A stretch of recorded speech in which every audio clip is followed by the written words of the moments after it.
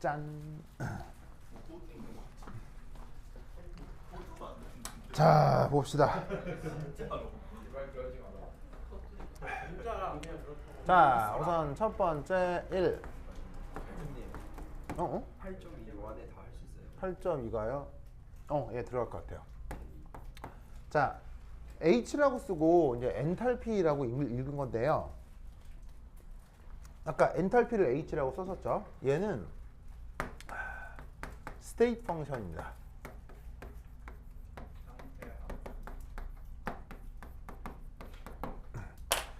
자, 스테이트 펑션 우리말 번역으로 뭐라고 하냐면 상태함수. 상태함수. 그래서 얘는 함수값 결정에 경로가 관계가 없습니다.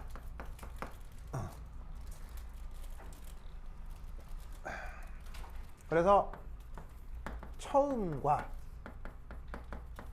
최종의 주어진 상태.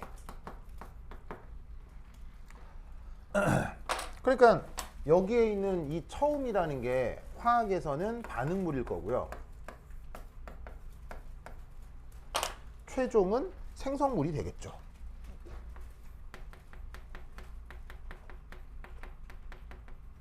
그 주어진 상태만이 그 함수값이 결정됩니다. 깨달았어요. 그냥 모든 걸 알아. 깨닫는 것도 알아. 자, 무슨 말이냐면, 자, 예를 들어서 A, B 이런 반응물들로 C, D 뭐 이런 식의 생성물들을 만들었다고 치자 이런 말이에요. 그렇죠? 그러면 반응물이 A, B다, 생성물이 C, D다 라고 하는 건 이게 변할 리가 있어요. 이 반응이 정해지면 뭐 무조건 이런 거예요. 화학 반응식은 무조건 고정되잖아요.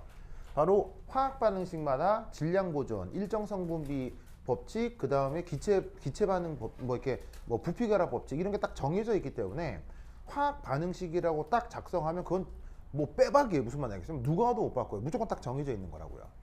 그런데 이제 이거를 여기 이제 뭐 이런 생성물들이 만약에 이제 돈이 된다. 고 하면 이걸 가져다가 공장에서 만들 거 아니에요. 그럼 공장에서 만들 때 그 만들어가는 과정, 공장에서 만들어내는 과정을 그걸 공정이라고 해요. 공정. 그래서 공장에서 만들어내는 과정. 무슨 말인지 알겠어요? 그럼 이 공정은 사실 공장마다 100% 똑같겠어요? 공장마다 약간씩 다르겠어요? 살짝 다를 수 있다는 얘기예요. 그 공장마다 나름의 사정들이 있을 테니까요. 그런데 그 공정이 다르게 진행이 돼도 반응이 정해지면 반응물이라고 하는 이 초반의 상태, 생성물이라고 하는 초반의 상태, 이게 바뀌어요. 이건 절대 바뀔 리가 없어요. 바뀔 리가 없다는 얘기죠. 그러면 공정이 달리 나타나도 이 둘 사이에 엔탈피 차이는 무조건 같아져요. 아시겠어요? 절대 달라지지 않아요. 알겠죠? 그런 성격을 갖는 함수를 뭐라고 부른다? 상태 함수. 알겠죠? 영어 표현으로 state function.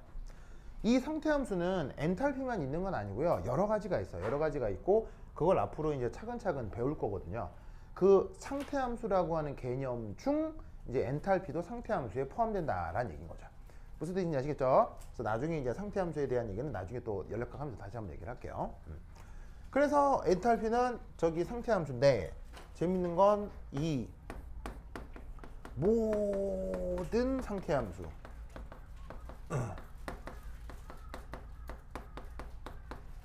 는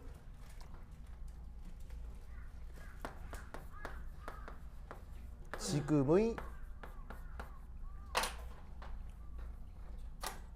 헤스 법칙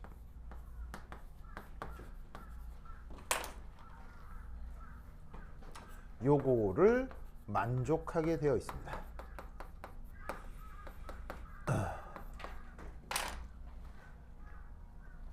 그래서 이 상태 함수가 지금은 이제 엔탈피 얘기만 나왔는데 나중엔 연력학 좀 자세히 배우시면 뭐가 있냐면 E 뭐 이런 애도 있고요. 방금 얘기한 뭐 H도 있고요. 그 다음에 S 이런 애도 있고 G 이런 애도 있고 A 뭐 이런 애도 있어요. 그래서 이제 우리가 만나게 될 상태 함수는 저렇게 4-5가지가 되거든요. 그래서 이제 이름만 슬쩍 말씀드리면 E라고 얘기하는 거는 인터널 에너지라고 해요. 우리말 번역은 내부 에너지. 뭐 H는 뭐 엔탈피 얘기했고요. S를 엔트로피라고 해요. 그다음에 이제 G는 깁스 에너지라고 해요. 그리고 요 A는 헬임홀츠 에너지라고 해요. 네. 근데 여러분 학교에서는 이건 헬름홀츠 에너지는 안 할 거예요. 얘는 연력학을 좀 자세히 배워야 나오는 애고, 사실 헬름홀츠 에너지는 일상생활에서 잘 안 써도 되는 표현이거든요. 꼭 필요하면 뭐 사용하면 되는데 굳이 쓸 필요가 없어서 여러분 학교 과정에서는 헬름홀츠 에너지는 다루지 않을 겁니다. 근데 얘도 중요하게 다뤄지는 표현이 있긴 한데 뭐 여하튼 뭐 그래서 요 4-5개 중에서 요거 빼고 나머지 4개는 꼭 배우게 될 거예요. 그죠? 그 중에 요 엔탈피 얘기가 지금 나온 거죠.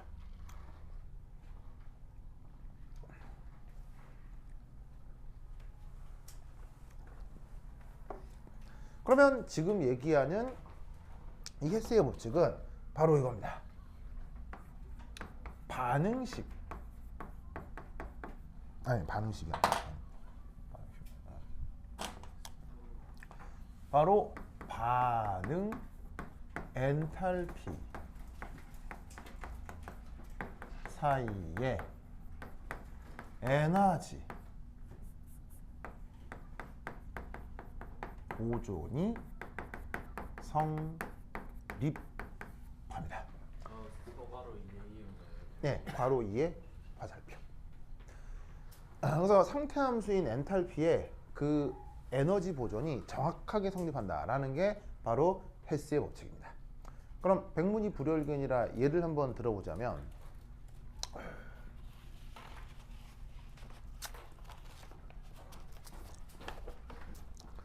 자, 예를 들어서 이런 걸 한번 생각해 봅시다. 예를 들어서 탄소가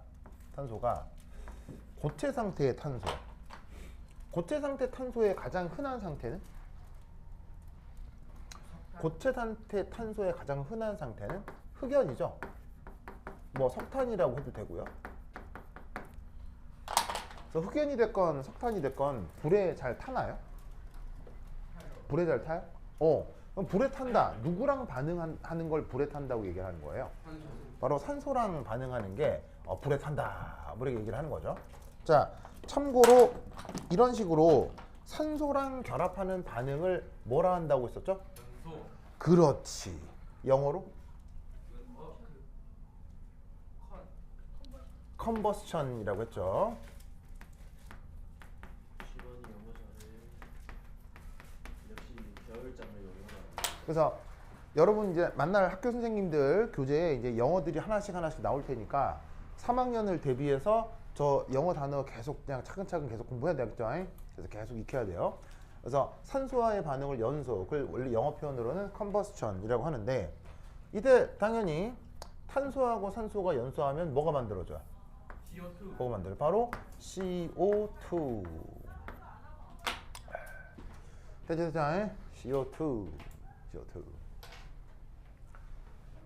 자, 그 다음 탄소가 산소랑 결합할 수 있는 그 물질 중에 CO라고 하는 녀석이 있습니다. 그 유명한 닉입니까? 불완전 연소. 일산화탄소가 되겠죠. 일산화탄소. 자, 이 일산화탄소 얘는 일산화탄소 얘기 용광로 얘기했어요? 네. 그때 어. 영상. 용광로 얘기했었죠. 그 용광로 얘기할 때 시루떡이라 하셨었어요. 철의 재련 과정 하면서 저 얘기했었죠, 그렇죠? 크스 넣어가지고. 그래서 1학년 과정에서 저 철의 재련 과정 나올 수 있으니까 꼭 알아두시고요. 따라서 그때 등장했던 일산화탄소인데 일산화탄소도 연소 반응이 되나요? 일산화탄소도 연소 반응이 되나요? 반응 안 하는데 일산화탄소도 연소 반응이 되나요? 내가 완벽한 코드 판별이 돼요, 안 돼요? 되잖아요. 되죠? 역시나 산소랑 반응하면 뭐가 되죠? CO2 CO2가 된다. 이런 말이죠. 됐습니까? 그럼 이 각각에 대해서 반응 엔탈피를 구해봤나 봐요. 그래서 그 반응 엔탈피가 각각 얼마인지 봤더니 첫 번째 거는 마이너스 393.5 kJ/mol. 두 번째 건 플러스 마이너스 283 kJ/mol 이렇게 됐었나 봐요. 보이시죠?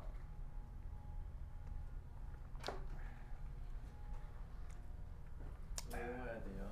아니요, 숫자를 외울 필요 없죠. 그러니까 이런 생각을 기억하면 돼요. 생각. 이런 식의 계산 방식이 있다를 알라는 거지. 숫자를 어떻게 외웁니까? 나도 못 외웁니다. 자, 그런데 이때 어떤 반응도 하나 가능할 거냐면 이런 것도 가능할 수 있죠.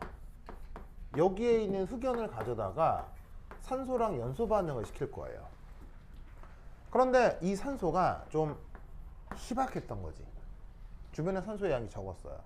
그래서 앞서 이거 같은 경우는 완전 연소라고 했을 때 왜 이런 말 들어본 적 있어요? 불완전 연소?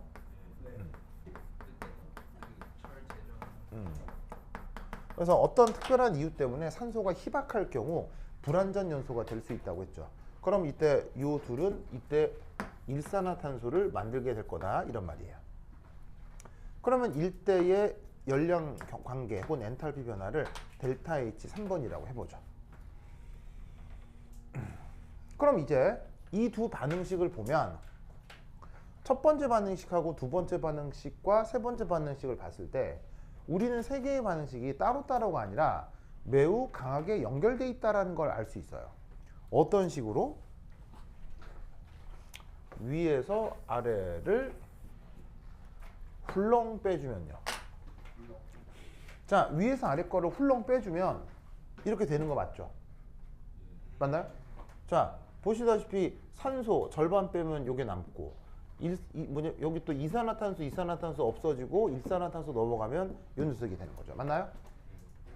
그래서 지금 제시된 반응식 두 개에 대해서 마지막 반응식을 봤을 때 앞에 거 두 개를 빼면 되는 거구나.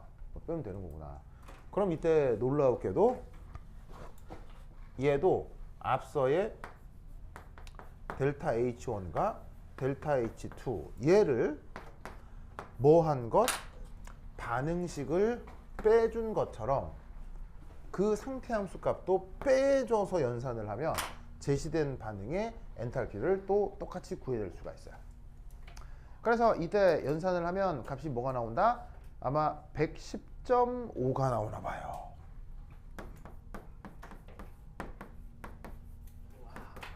아시겠죠? 그래서 이런 식으로 어떤 제시되어 있는 반응식을 새롭게 선형조합을 해서 어떤 다른 반응식을 만들어낸다면 그 방식 그대로 엔탈피 역시 똑같이 연산을 해서 새로운 반응의 반응 엔탈피를 구해낼 수 있다라는 게 바로 저 엔탈피에 적용되는 헤스의 법칙인 겁니다. 무슨 말 알겠죠? 그래서 어떤 목적한 반응의 반응 엔탈피를 알고 싶을 때 그 계산 방법 중 하나가 바로 헤스의 법칙이다라는 것도 꼭 알아두시기 바랍니다. 됐죠? 완전 중에 완전 중에. 자, 쓰시고 쓰세요. 왜들 그래? 왜들 그래? 자, 고다음.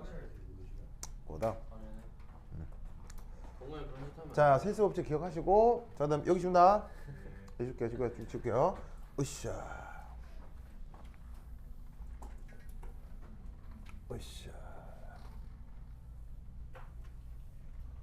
다음 8.3.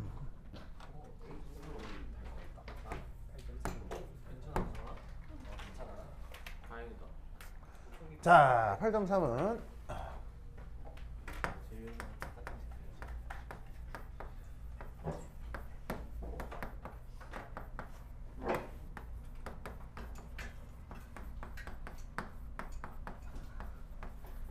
짜잔. 제일이랑 똑같은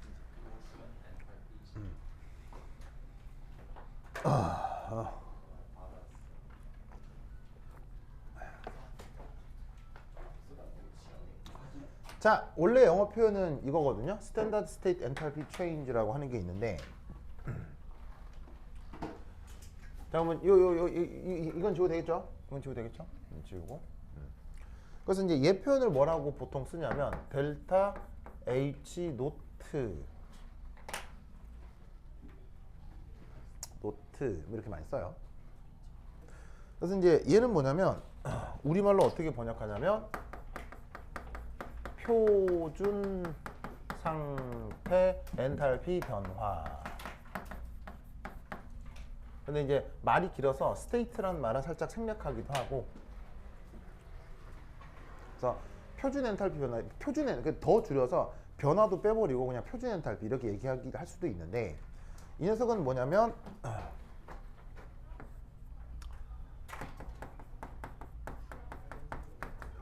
표준 상태에서 측정된 엔탈피 변화를 스탠다드 스테이트 엔탈피 체인지라고 합니다.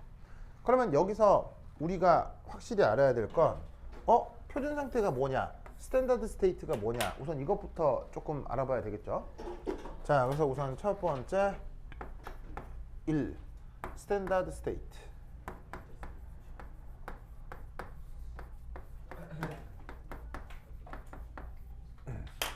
우리말 번역으로 표준 상태.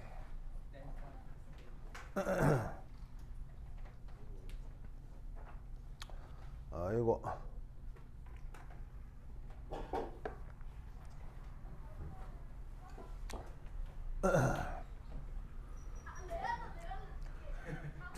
뭐라고? 건쌤이 있었으면 똥이라고 뭐라고요? 어제 수업하는데 애들이 시끄러워서 똥이요? 여기 큰 소리로 똥 그러셨어요? 그럼요? 맨날 똥차 지나가는데 오늘 똥 맞다고 그래요? 알겠습니다. 그래요. 원래 애기들이 뭐 빠글빠글 애기들이 막 소리를 막 할 수 있죠. 네, 귀여운 애기들. 좋습니다. 그래. 아기들이 많아야 되는데 아기들이 없어지는 것 같아서. 올해 출산율 반등했다는 그거 조금 그 애기들 많아졌다는 얘기는 들은 것 같아요. 근데 별 차이 없지 않을까요? 아니 그건 아니고요. 뭐 사람이 없으면 없는 대로 살면 되죠. 있으면 있는 대로 살면 되는 국가 거고요. 없어지면 어떡해요? 그건 좀 큰일인데. 아니 이게 뭐냐면 옛날에는 아니, 얘들아 아니 이게 한민국이라는 나라가 있었단다. 예. 그러니까 나는 결혼을 한 기성세대잖아요. 결혼하고 아기까지 있잖아요. 근데 나는 개인적으로 내 딸들이 굳이 결혼을 할지 안 할지에 대해서 별 관심이 없어요. 너무 슬퍼요. 관심이 없어요. 왜냐하면 이제 그러니까 나는 결혼 생활을 몇 년째야? 20년 넘게. 그리고 연애까지 하면 뭐 25년 넘게 그냥. 무슨 말인지 알겠어요? 그러니까 김선아는 그 내가 부모님 다음으로 인생에서 오래 알고 지낸 사람이란 말이에요. 그러면 나의 결혼 생활은 굉장히 만족하거든요. 굉장히 만족하고 나는 김선아랑 있어서 진짜 좋아요. 정말 좋은데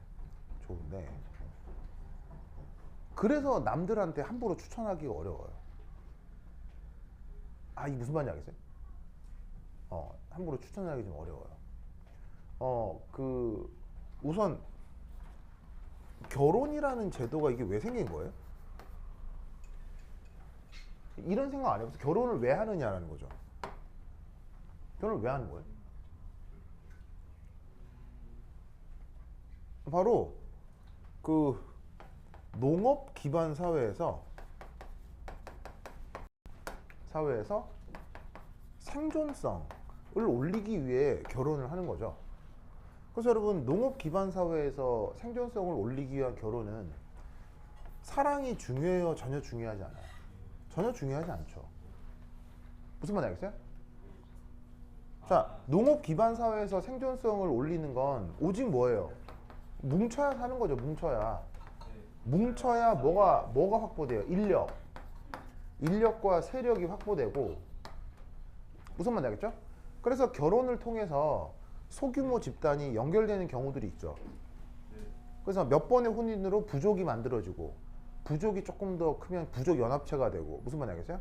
그렇게 해서 국가들이 만들어지는 거기 때문에 사실은 결혼이라고 하는 게 인간이 가지고 있는 여러 조직 있잖아요. 여러 조직이 가장 기본이 되는 거예요. 그래서 결국에는 이게 국가가 되기도 하는 거고요. 그러면 인간은 왜 결혼해서 심지어 국가까지 만드냐는 거죠. 생존성이에요. 생존성. 무슨 말인지 알겠어요? 생존성. 그러니까 여기에는 굳이 사랑이 그렇게 필요 없을 수도 있다고요. 물론 사랑이 있으면 더 효과적이지만 사랑이 없어도 상관이 없다는 얘기예요. 그러면 요즘에도 사랑 없는 결혼이 여전히 요즘도 있나요? 네. 있잖아요. 그걸 무슨 결혼이라고 해요? 정략 결혼. 네, 정략 결혼 혹은 중매 결혼이요. 약간 정치적으로 중요한 사람들끼리면 정략 결혼. 그냥 보통의 사람들이 그런 식으로 하면 중매 결혼. 무슨 말인지 알겠어요? 이런 것들은 다 거래라고요. 거래라는 거 알죠? 기브앤테이크예요. 네 쪽에서 줘라, 나도 줄게, 뭐 그런 거. 너 돈을 줘라, 나는 명예를 줄게, 뭐 이런 식으로. 근데 이런 행위를 왜 하냐고요? 이런 행위를 생존성 때문이에요. 생존성. 무슨 뜻인지 알겠죠? 물론 나와 김선아의 결혼은 이런 것과 100% 무관해요. 그냥 뭐냐면은 진짜 그냥 내가 10년 쫓아다녀가지고 내가 막 10년 동안 대시를 했거든요. 예, 그래가지고 그냥 진짜 100% 연애 결혼한 거라 이런 거하고는 무관하지만 사실 결혼이 맨 처음 출발한 그게 사회 어떤 그 구성원적인 측면에서 본다면 이런 이 영향력이 굉장한 거죠. 깨달았다. 그런데 홍대에서. 요즘은 잘 봐. 요즘은 굳이 결혼하지 않아도요. 이게 굳건하잖아요. 그리고 복지라는 개념이 있죠. 복지라는 개념 때문에 이걸 굳이 하지 않아도요. 개인의 생존성이 담보될 수도 있는 거예요. 어느 부분까지는.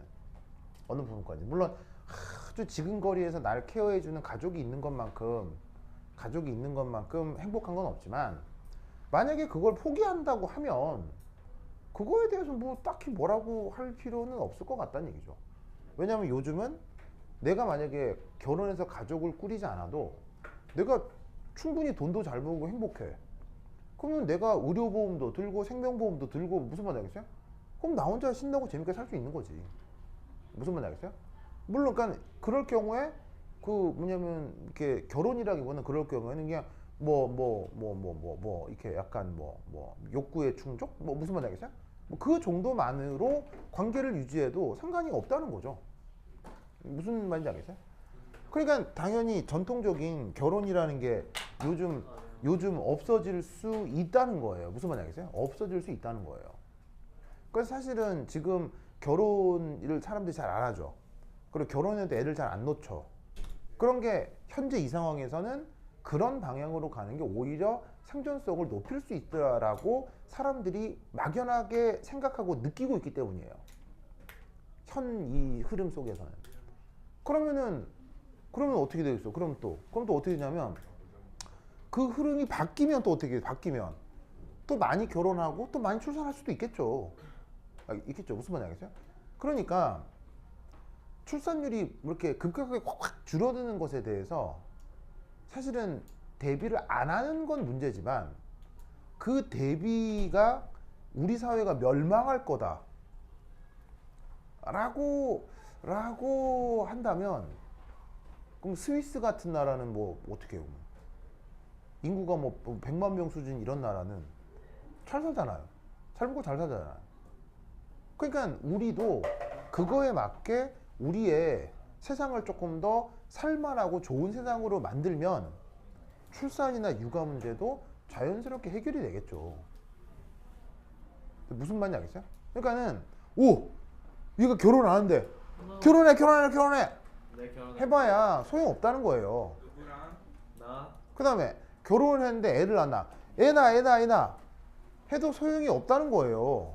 무슨 말인지 알겠어요? 여기서 나 백지 엄마 백지. 그럼 이 말이 무슨 말이냐면 얘를 결혼하게 만들려면 결혼해가 아니고요. 얘가 결혼할 만한 주변 상황을 만들어줘야 된다는 얘기예요. 뭔 말인지 알겠어요? 그다음 생존율을 낮춰주면 되겠다. 너 애 낳아. 뭐 무슨 말인지 알겠어요? 애는 안 낳아. 얘 안 낳아. 그러면 애를 놓으면 더 좋은 환경으로 만들어주면 되는 거죠. 무슨 뜻인지 아시겠죠? 예. 그래서 사실 뭐 출산율이 올라간다 떨어진다 이런 말들이 많은데 거기에 포커스를 맞춘다기보다 현 우리 상황에서 우리 상황을 조금 더 긍정적으로 만들 수 있는 방법들에 대해서 모색을 하면 뭐 자연스럽게 해결되지 않을까 싶거든요. 왜냐하면 이게 출산과 결혼이 만족스럽다면 진짜 행복하거든요. 진짜 행복해요. 그럼 이 말은 결혼과 출산이 충분히 행복하지 못하다면 그 인생은 지옥일 수 있어요. 거꾸로. 무슨 말인지 알겠어요? 이쪽이 보는 것 같아요. 네, 그러니까 결혼과 출산이 행복하면 인간에게 가장 큰 행복을 준다는 얘기는 그게 제대로 준비가 안 됐거나 안 좋은 방향으로 흘러가면 결혼과 출산만큼 한 인간을 괴롭히는 것도 없어요. 가장 인간을 괴롭게 할 수 있어요. 그러니까 그냥 함부로 결혼해라, 함부로 출산해라 이게 아니고, 그래서 좋은 결혼을 하고 좋은 출산을 할 수 있는 이 상황적 분위기 그리고 교육 무슨 말인지 알겠죠? 그런 것들이 담보되는 게 우선이 아닌가 싶어요. 알겠죠? 하여튼 뭐 그렇습니다. 뭐 그래요. 뭐 좀 갑자기 많이 나올 수도 있고 뭐 하죠. 뭐 하여튼 뭐. 우성이가 많이 낳아줄 거예요. 좋아요. 한 2명씩 나오면 되죠. 근데 그래서 뽀글이는 안 와? 좋아. 자, 하여튼 그렇다. 최승용. 짜글이가. 그래서 왜 우성이는 뭐 네, 짜글이. 애기 많이 놓을 거예요? 우성이 10명 낳을 거래요. 10명 자기가 낳는다고요? 낳는데요. 아 진짜로요? 네. 좋아요. 사진을 어떻게 찍어? 근데 이제 어? 뭐야? 그와는 별개로 사실 새로 태어난 어린 세대 있잖아요. 는 사실 굉장히 중요하죠. 찌글이요? 저 애기들 정말 중요한 거죠. 찌글아? 그래서 애기들 포함해서 여러분들까지. 그래서 건쌤이 또 나는 왜 그런 얘기 한 적 있어요? 버스에서 뭐 전철이나 버스에서 자리 양보하기 이런 얘기 해준 적 있어요? 나는 나이 많은 할머니 할아버지들한테 내가 대중교통을 이용하면 나이 많은 할머니 할아버지들한테는 절대 자리 양보 안 해요. 절대 안 해요. 왜? 내가 더 피곤하거든요. 그리고 두 번째, 나는 꽤 세금을 많이 내는 편이란 말이에요. 그럼 그 세금으로 이미 그 할머니 할아버지들은 복지를 누리고 있잖아요. 그럼 내가 왜 그들을 위해서 또 자리를 양보해야 돼요? 자, 여기서 내 행동을 따라하라는 말이 아니고요. 내 행동이 굉장히 무례하게 보일 수 있다는 것도 난 알아요. 무슨 말인지 알겠어요? 난 알지만 그냥 난 그렇게 살아요. 알겠죠? 근데 나는 누구한테 자리 양보를 하느냐? 애기들. 애기요. 애기나 애기를 데리고 있는 엄마들 있잖아요. 혹은 아빠들 있으면 난 무조건 자리 양보하고 그 사람들에게 난 모든 공익적 서비스가 우선돼야 된다고 생각해요. 인정합니다. 왜냐? 왜일까요? 바로 그 애기들이 커서 돈을 벌어 세금을 내면 우리가 그 복지를 세금으로 내가 누리니까. 복지를 누릴 거 아니에요. 그러니까 지금 있는 애들이 건강하고 바르고 소득 수준 높게 자라야 그게 나의 행복을 담보해 주는 거라고요. 그래서 나는 그래요. 나는 대중교통 같은데 뭐 엘리베이터 이런 데 보면 할머니 할아버지들이 있으면 할머니 할아버지 뛰어오잖아요. 나 문 닫아버려 그냥. 나 빨리 뭐 하려고 뭐 천천히 오시라고 뭐. 근데 애기들 오잖아요. 문 닫아봐줘. 애기들 오면. 난 그래요. 물론 나같이 행동하라는 게 아니고요. 그러니까 이게 나처럼 행동하라는 게 아니고 그러니까 정의론의 얘기를 들었을 때 뭔가 생각하게 만드는 부분이 있잖아요. 예, 그것만 느끼라고요. 그것만 생각해 보자 이런 거죠. 뭐 하여튼 그렇다. 예. 전쌤이 똥이라고 부른 것들을 위해서. 그럼요. 애기들은 중요합니다. 네. 자, 보자. 스탠다드 스테이트라고 쓰고 우리말로 뭐라고 번역한다고요? 표준 상태. 조상. 이게 데이터 측정 조건의 공감대가 필요합니다. 자, 수학 문제 많이 풀어봐서 알겠지만 문제 처음부터 다 끝까지 다 똑같은데 괄호에 단 해가지고 조건 바꾸면 답 다 바뀌죠. 그런 문제들 본 적 억수로 많죠. 이게 수학만 그러겠어요? 세상 모든 만물이 다 그렇겠어요? 이 세상 모든 게 다 그래요. 그러니까 뭔가를 측정하는 데 있어서 가장 큰 영향을 주는 것 중에 하나가 조건이라는 거죠.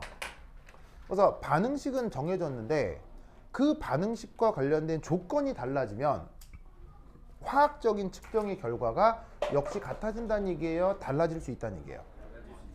달라질 수 있다는 거죠. 그래서 같은 의미의 데이터인데 그 구체적 데이터가 막 달리 표현된다면 이건 매우 편한 거예요? 매우 불편한 거예요?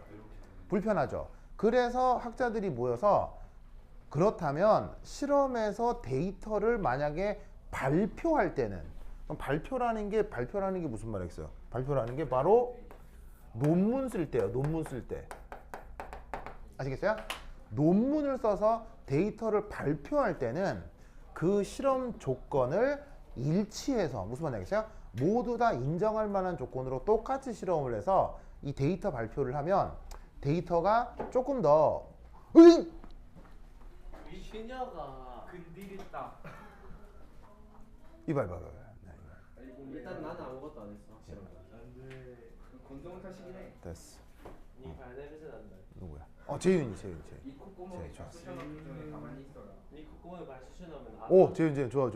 왜 아산지 그쵸. 모르겠다. 아산한다. 재윤아 방금 이 강신재가 이거 쳐가지고 했는데 내가 다시 잡았어요. 자, 어쨌건 자 보자. 자, anyway. 그래서 어떻게 된다? 논문에 발표할 때는 측정 조건을 일치시켜서 모두 다 뭐냐면은 같은 조건에서 데이터를 좀 정리를 해보자라고 사람들이 생각을 했던 거예요. 그래서 그 조건과 관련돼 있는 것을 스탠다드 스테이트, 우리말 표현으로는 표준 상태라고 한 거죠. 알겠죠? 그 표준 상태가 은근히 되게 여러 가지가 있거든요. 왜냐하면 실험이라는 게 다양하기 때문에 그 각 실험에 맞는 표준 조건도 사실은 굉장히 다양하게 정의가 돼 있어요. 근데 그 중에 가장 보편적으로 사용하는 한 서너 가지 정도를 얘기해 보도록 하겠습니다. 알겠죠? 자, 우선 첫 번째 1.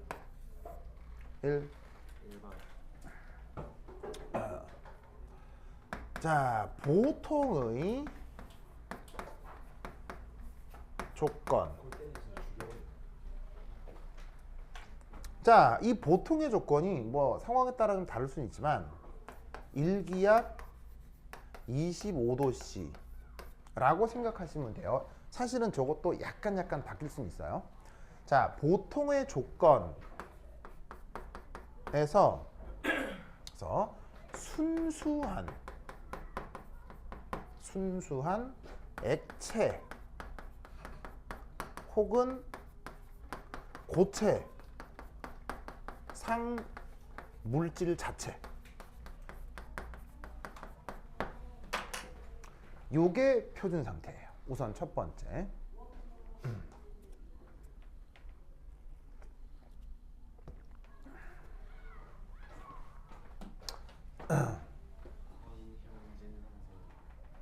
자, 예를 들어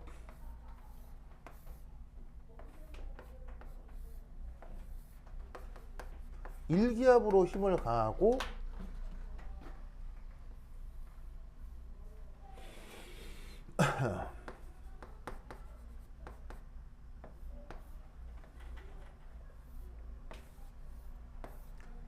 있는 요런 피스톤에 온도 조건이 만약에 25도씨였다. 보통의 조건, 보통의 조건 뭐 일단 보통의 조건, 보통의 조건이라기보단 보통의 조건이라기보단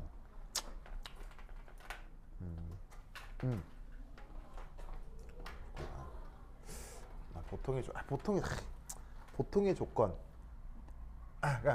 쏘리 얘를 이렇게 바꿉시다. 이렇게. 미안. 지정된 온도와 압력 조건이라고 하겠습니다. 지정된 온도와 압력 조건. 이렇게 쓰는 게 더 좋겠습니다. 이걸 어떻게 설정해야 되지? 지정된 온도와 압력 조건이라고 하겠습니다. 그래서 예를 들어 첫 번째 1 여기 보시면 이제 1기압. 자, 1기압에 여기 보시면은 여기에 만약에 100도씨다. 그러면 아래쪽에 만약에 무르가 있다. 그럼 위에 뭐가 있어요? 위에 수증기가 있을 거 아니에요. 무슨 말이겠죠? 그럼 이때 여기에서 100도씨의 1기압 조건에서 수증기와 공존하는 H2O 있죠? H2O.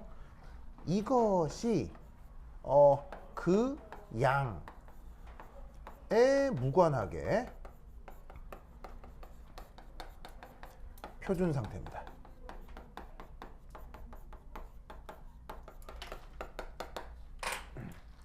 표준 상태가 됩니다. 그 다음 예로 또 하나 들면 역시나 1ATM으로 누르고 있는데 만약 0도씨다. 그러면 어떻게 될 수 있냐면 여기에 무르가 있고 여기에 아이스가 있을 수 있죠.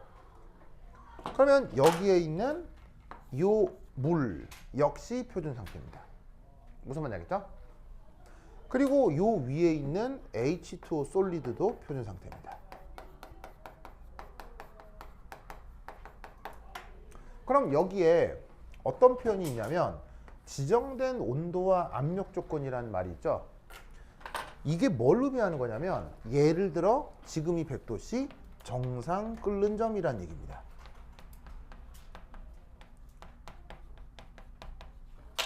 마찬가지로 여기에 있는 0도씨 뭐란 얘기겠습니까? 정상 어는 점이란 얘기겠죠.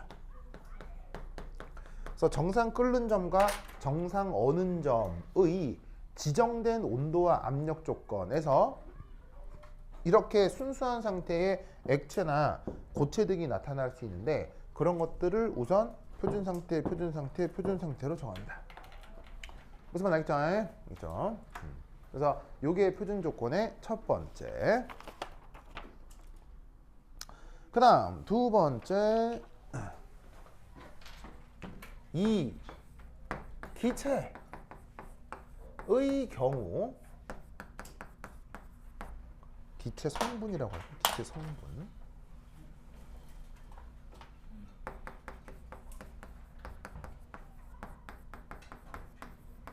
그 부분합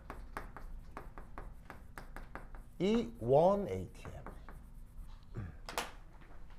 기체 성분의 경우 그 부분합이 1ATM.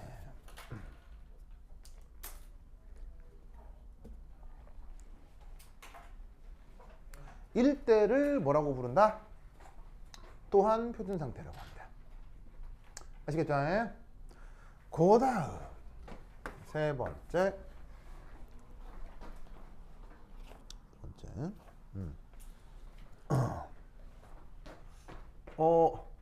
용액 중 용질의 경우는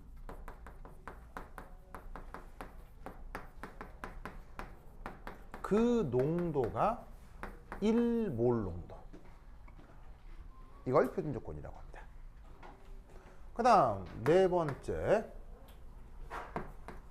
지정되지 않았다면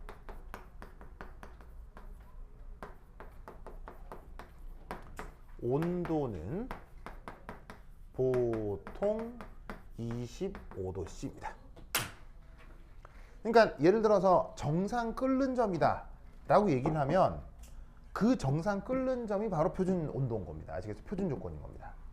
정상 어느 점이다라고 딱 규정을 하면 그때는 H2의 경우 0도씨가 표준 온도가 되는 겁니다. 알겠죠? 그런데 이렇게 뭐가 정상이다 뭐 이런 말이 없으면 그럴 때는 보통 25도씨를 표준 조건으로 정합니다. 알겠죠?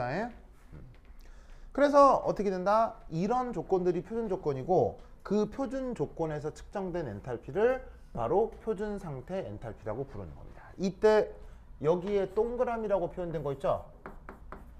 얘가 어떻게 읽냐면 노트라고 있습니다. 의미는 뭐냐면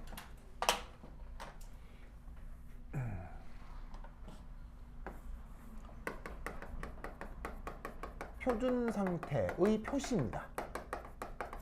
그래서 표준 상태에서 측정됐다라는 뜻으로 저렇게 동그라미를 쓰는데 얘는 그 아라비아 숫자 0이 아닙니다. 얘는 뭐냐면 그냥 조그맣게 동그랗게 완벽한 원을 그리는 겁니다. 원, 알겠어요? 아라비아 숫자 0은 이렇게 위아래로 길쭉한 타원이잖아요. 그래서 이건 숫자 0이 아니고 동그라미 표현으로 읽을 때 노트라고 읽으시면 됩니다. 자, 됐고 그 다음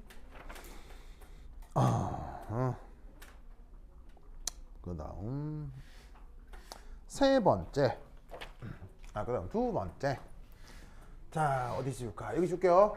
여기 줄게요. 8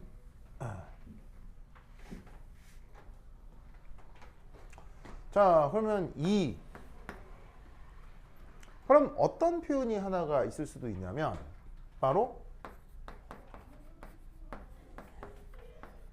스탠다드 스테이트 리액션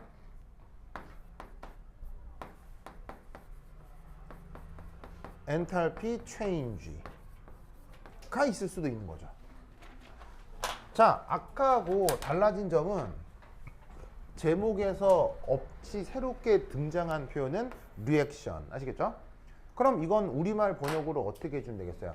표준 반응 엔탈피 변화. 무슨 말 되겠죠? 표준 반응 엔탈피 변화. 그러면 쓸 때 어떻게 쓰면 되겠어요? 델타 H R 노트. 그럼 이건 뭐냐? 바로 표준 조건에서 측정된 델타 H R 이라고 생각해 주시면 되는 거죠. 즉 일반적인 엔탈피 변화가 있을 수 있는데 표준 조건에서 측정됐다면 여기 노트 쓰면 되는 거고요. 그 수없이 많은 엔탈피 변화 중에서 하필 리액션 엔탈피 체인지면 여기다가 R 이렇게 써주시면 된다 이런 얘기죠. 알겠죠? 그러면 이때 여기서 3 꼭 알아야 될 거 이거 되게 중요해. 보르보르보르바 포메이션 리액션입니다. 포메이션 리액션. 자, 포메이션 리액션 우리말 번역이 뭐냐? 생성 반응. 요걸 포메이션 리액션이라고 합니다. 생성 반응을 포메이션 리액션이라고 합니다. 자, 그러면 생성 반응이 뭐냐? 첫 번째 1.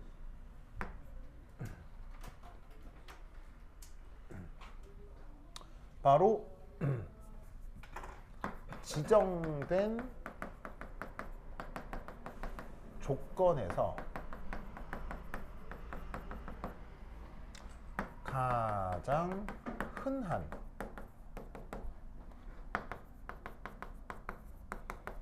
호돈소 물질로부터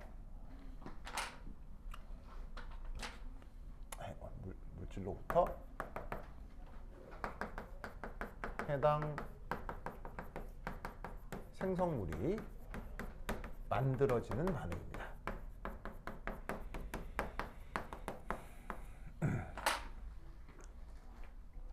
여기서 중요한 건 첫 번째 호돈소 완전 중요하다. 호돈소 호돈소. 그리고 여기서 중요한 거 가장 흔한 이걸 다른 말로 뭐라고 쓰기도 하냐면 가장 안정한 뭐 이렇게 말을 쓰기도 해요. 근데 뭐 사실 안정하니까 우리 주변에 별로 없겠어요? 안정하니까 많겠어요? 우리 주변에 많겠죠. 그래서 이제 현상적으로는 안정할수록 이 세상이 많을 수밖에 없습니다. 우리가 흔하게 관찰할 수밖에 없다는 얘기인 거죠. 알겠죠? 자, 그럼 이제 이게 무슨 말이냐? 백문이 불여일견이라 뭐 이렇게 예를 들어 이렇게 된다는 얘기예요. 퀴즈 다음 중 생성 반응은 뭐 되게 여러 가지 예시가 있을 수 있는데 뭐 예를 들어 뭘 해볼까요? 예를 들어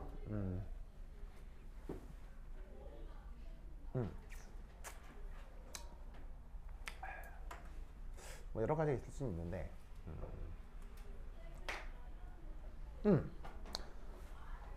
가장 많이 나오는 건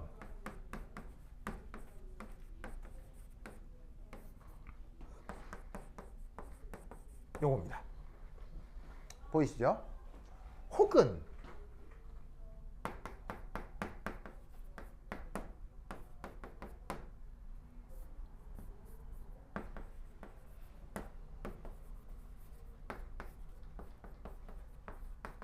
요겁니다. 보이시죠? 자, 똑같이 생성물은 뭐예요? 생성물은 H2O잖아요. H2O인데 만드는 방법이 좀 사뭇 다르죠, 그렇죠? 자, 요렇게도 만들어낼 수 있고요, 요렇게도 만들어낼 수 있죠. 이때 위쪽 반응 같은 경우 혹시 연료전지라는 말 들어본 적 있어요? 연료전지라는 말 들어본 적 있어요? 수소 연료전지 자동차 이런 말 들어본 적 있어요? 그래서 원래는 주유구에 기름 넣어야 차가 버렁버렁 가잖아요. 근데 어떤 애들이 있냐면 수소기체를 집어넣으면 수소기체가 이렇게 산소랑 반응을 해가지고 물이 만들어지면서 전기에너지를 만들어내는 자동차가 있을 수 있거든요. 그게 사실 우리 시내에도 돌아다닙니다. 네, 그래서 그런 배터리 안에서 그런 자동차의 그 안에 연료전지 안에서 이런 반응들이 일어날 수 있거든요. 반면에 이제 아래쪽에 있는 이런 반응은 무슨 반응이라고 하죠? 이런 반응은? 이렇게 되는 반응은 중화 반응이라고 하죠. 무슨 말이겠죠? 자, 이렇게 해도 뭐가 만들어져요? 동일한 H2O 리퀴드가 만들어질 거 아니에요. 그런데 이때 둘 중에 하나만 생성 반응입니다. 알겠죠? 자, 당연히 누구겠어요? 요거는 안 돼요. 자, 왜냐? 여기서 안 되는 건 뭐죠? 바로 이게 호돈소예요? 호돈소 물질 아니에요? 호돈소 물질이 아닌 거죠. 그러면 여기서 잘 보시면 H2 호돈소인가요? 응. O2 호돈소인가요? 응. 무슨 말이겠죠? 우리가 편하게 볼 수 있는 보통의 호돈소 물질로부터 생성물이 만들어질 때를 뭐라고 부른다? 생성 반응이라고 하는 거예요. 무슨 말 알겠죠? 그래서 생성 반응이 이렇게 정의된다라는 걸 꼭 기억해 두시기 바랍니다. 알겠죠? 그러면 이제 두 번째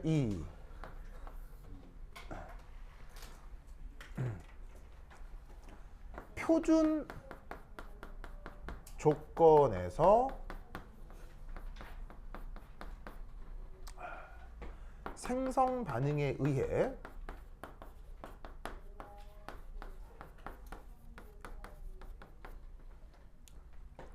해당 생성물이 1몰이 만들어질 때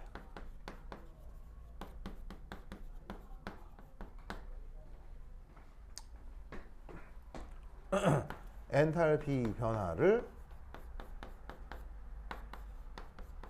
열량 변화로 갑시다.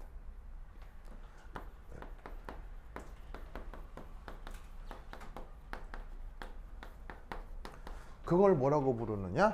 델타 HF 노트라고 합니다.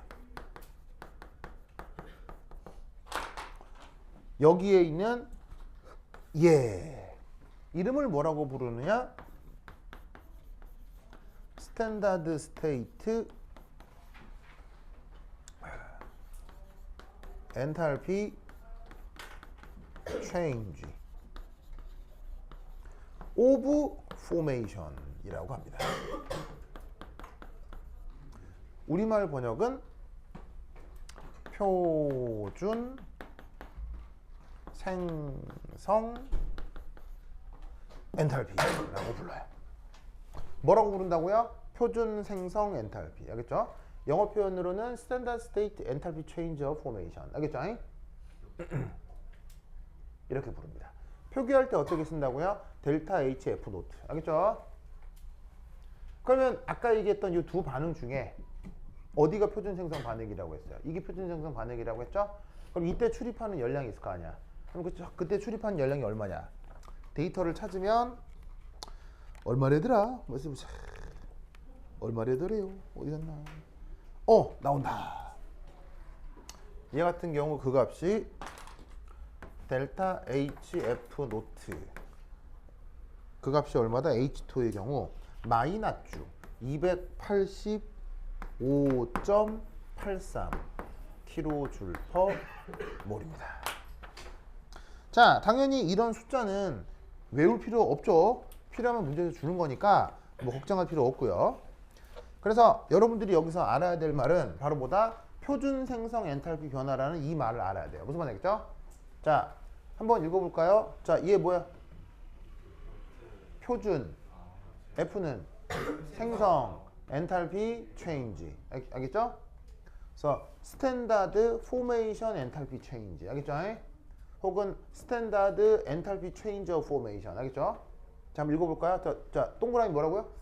스탠다드. F는 포메이션. H는 엔탈피 체인지. 알겠죠? 다시 한번 붙여서 스탠다드 포메이션 엔탈피 체인지. 그거를 요 기호로 표현한다 라는 걸 꼭 기억하셔야 돼요. 알겠죠? 됐다. 자, 그런데 이제 얘가 진짜 중요한 게 뭐냐면 시험 문제에 요게 출제가 돼요. 시험 문제 뭐가 출제가 되냐면 진짜 중요한 거 1, 2, 그 다음 어디 있어 볼까? 여기 준다. 여기 줄게요. 준다. 시우사 쓱쓱쓱쓱.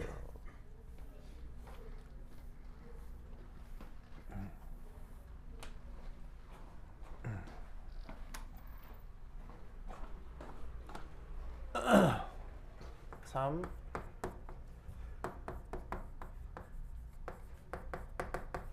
포메이션 리액션에 1, 2 했고 그 다음 3 이거 진짜 중요해요. 또 진짜. 근데 결론을 알고 보면 당연하거니와 약간 허무하기도 하지만 정말 중요해서 문제에서 안 알려줘요. 안 알려주고 무조건 여러분들이 이걸 숙지하고 있기를 원해요. 문제를 만들어내는 사람은. 알겠죠? 꼭 외워야 돼. 알겠죠? 문제에서는 절대로 안 알려줍니다. 왜? 네. 안 알려줌. 알겠죠? 그렇지 않을까요? 네. 촘촘 적어보세요. 촘 적어보세요. 자, 그럼 세 번째는 뭐냐면 이겁니다. 표준 조건에서 안정한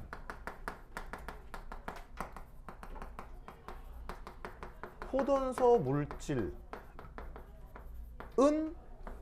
언제나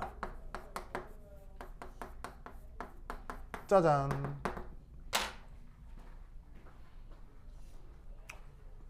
이겁니다.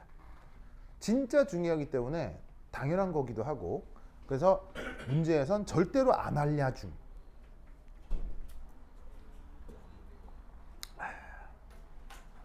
잘 알아두셔야 돼요. 요거는 maybe 1학년 1학기 때 그 보통 출제가 많이 되는 부분이거든요. 꼭 기억해요. 저희는 수능 화학 2를 공부하면 무조건 나와요. 무조건.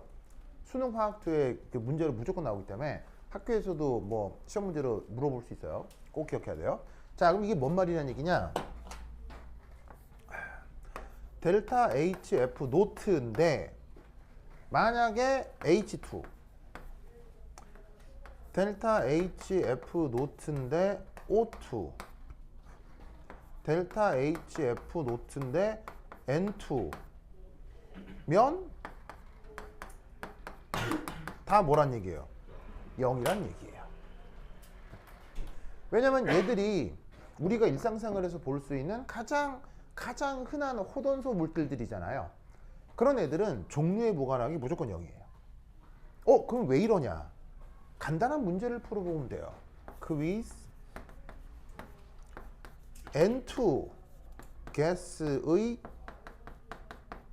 표준 생성 반응을 써보면 돼요.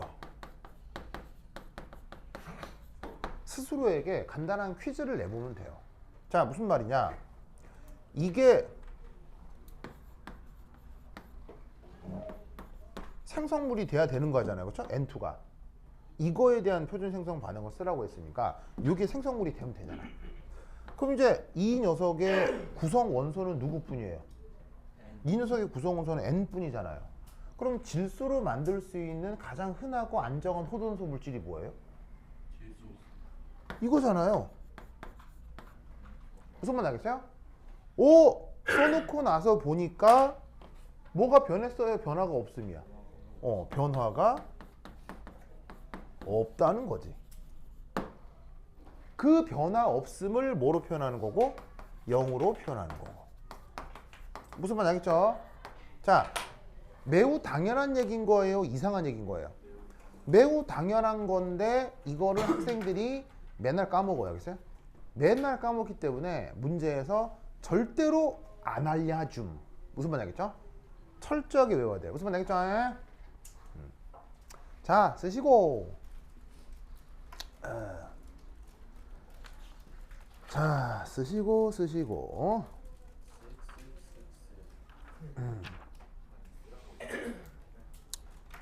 자, 쓰고 있습니까? 썼죠? 고다음. 자, 중간에 지금 나이 줄게요.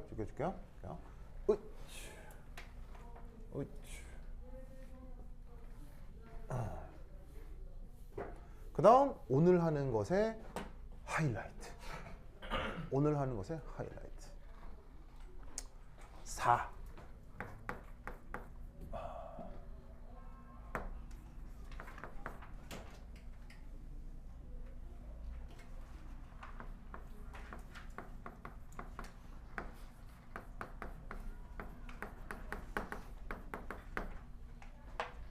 이한테 쓸 수 있어요? 뭐라고요? 이한테 쓸 수 있어요? 내용은요. 내용 말고 뭐가 있어요? 그 다음 문제를 풀어야 되거든요.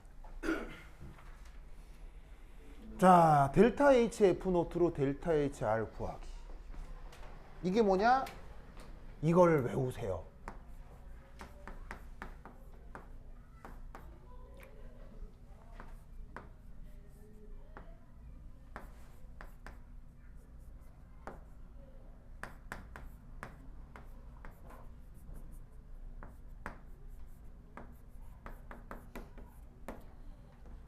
짜잔. 우선 이렇게 쓰시고.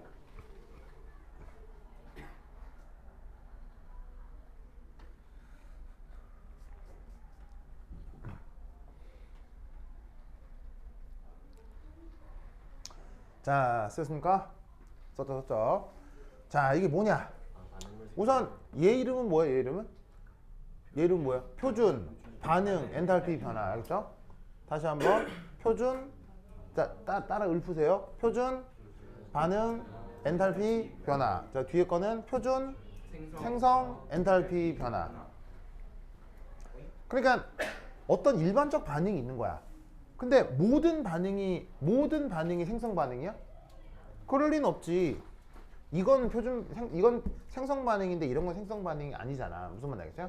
그러니까 어떻게 하냐면 모든 반응이 생성 반응일 수는 없다고. 그러면 어떤 일반적 반응을 기존의 생성 반응이랑 연결을 짓는다고 했을 때 그 제시된 녀석의 그 반응의 표준 반응 엔탈피 변화는 각 물질들의 표준 생성 엔탈피 변화를 어디서 어디를 빼느냐? 싸그리다 더해서 생성물 쪽에서 반응물을 빼야 돼. 아시겠죠? 어디서 어디를 빼라고? 생성물 쪽에서 반응물을 빼야 돼. 이걸 어떻게 인식해도 되냐면 이 앞에 델타의 뜻이 뭐야?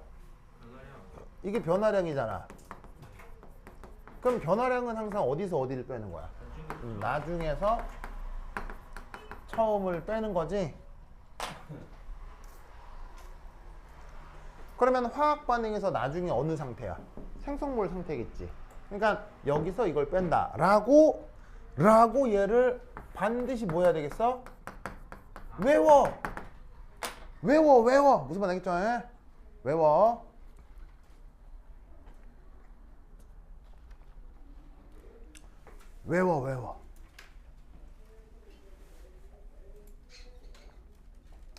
됐습니까? 됐어요? 그러면 이때 왜 이렇게 되느냐? 의 증명 과정도 있겠지만 이걸 연역적으로 증명한다고 해서 화학적으로 뭐 큰 영향가가 있는 게 아니거든요. 그러니까 이 사실을 그냥 외우시고 귀납적으로 어떻게 적용되는지를 한번 보자 이런 말이에요. 그래서 그 예로다가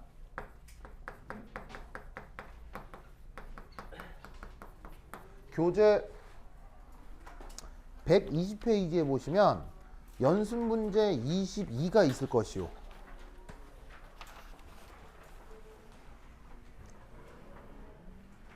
이거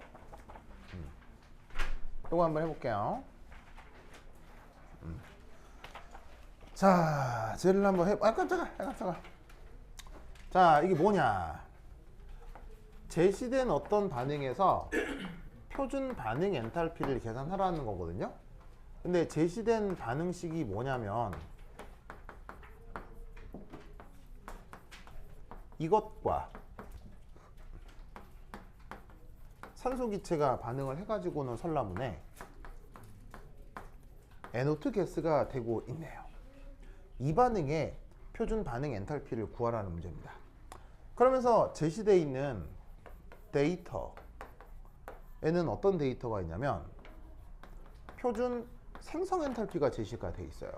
니기의 NO의 얼마라고 되어 있냐면 90.25 kJ/몰. 두 번째 NO2 33.18 kJ/몰. 그러면 여러분은 이 데이터들을 가지고 이 반응의 표준 반응 엔탈피를 구할 수 있겠냐라는 거죠.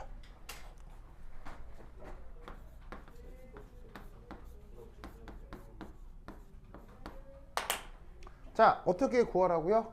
여기에 있는 요 관계로 구하라는 얘기예요. 화춘이 그 초코파이가 성에 안 찼나 보네요. 그래요? 초코파이를 또 좋아요. 좋아요.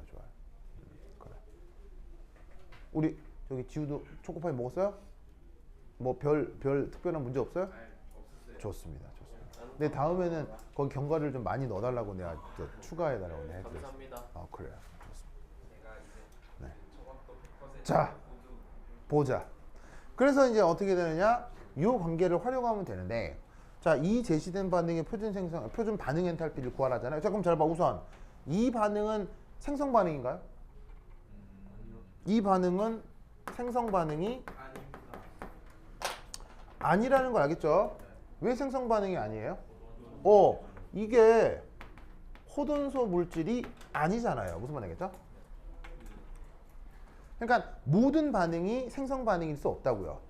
그러면 어떤 일반적 반응을 이런 생성 엔탈피랑 어떻게 연결을 하느냐? 바로 이거란 얘기죠. 델타 HF NO2 델타 HF 노트 NO 델타 HF 노트 O2. 자, 보이쇼? 나와 있는 모든 물질의 표준 생성 엔탈피, 표준 생성 엔탈피를 지금 쓴 건데 NO2는 여기 있고 NO는 여기 있고 O2는 여기 있지. 알겠죠? 이때 어떡하라고요? 이렇게 하라고요. 무슨 말 알겠죠? 이렇게 하라고요. 왜? 앞에 있는 애 NO2가 누구죠? 이 주어진 반응이 NO2가 생성물이잖아요. 그죠? 그리고 뒤에 있는 NO하고 O2가 누구예요? 이쪽 전체가 다 반응물들이잖아요. 그거 두 개를 어떻게 하라고요? 빼주라고요. 아시겠죠? 그래서 생성물의 표준 엔탈피에서 반응물의 표준 생성 엔탈피를 빼줘라. 알겠죠? 그런데 아까 엔탈피라고 하는 건 무슨 물리량이라고 했어요? 엔탈피라고 하는 건 무슨 물리량이, 어떤 물리량이라고 했어요? 기본적으로 에너지 속성이라고 했죠. 에너지는 항상 무슨 법칙을 따르게 돼 있어요? 에너지 보존 법칙을 따른다. 그래서 에너지는 누구랑 비례한다? 물질 양과 비례한다. 그걸 여기서 어떻게 반영해? 여기에다가 요래 무슨 말 알겠죠? 이런 식으로 그 각각 앞에 붙어 있는 요 개수, 이 앞에 붙어 있는 개수, 얘네들을 고려해서 계산해야 된다. 이런 말이지. 뭐 뭔지 아십니까? 이럴 때 얘가 값이 얼마야? 얘가 여기 있잖아. 33.18. 얘가 얼마야? 여기 있잖아. 90.25. 알겠죠? 이때 이게 얼마야? 0을 문제에서 알려줘 안 알려줘? 안 알려줌. 무슨 말 알겠어요? 그래서 이렇게 계산이 되고 이걸 0으로 둔다라는 걸 명심 또 명심하셔야 돼요. 알겠죠? 완전 중요해. 됐죠? 그러면 이때 이 둘을 계산하면 뭐가 된다는 걸 알 수 있음이야. 바로 114.14. 알겠죠? 이렇게 계산하는 방식을 꼭꼭 기억해 두시기 바랍니다. 오케이, 됐다. 그러면 한 10분 쉬었다 하도록 하겠습니다. 환실 갔다 오세요. 이제 시험 쳐요. 뭐 maybe 그러지 않을까요? 아니면 한 문제 더 볼 수도 있고.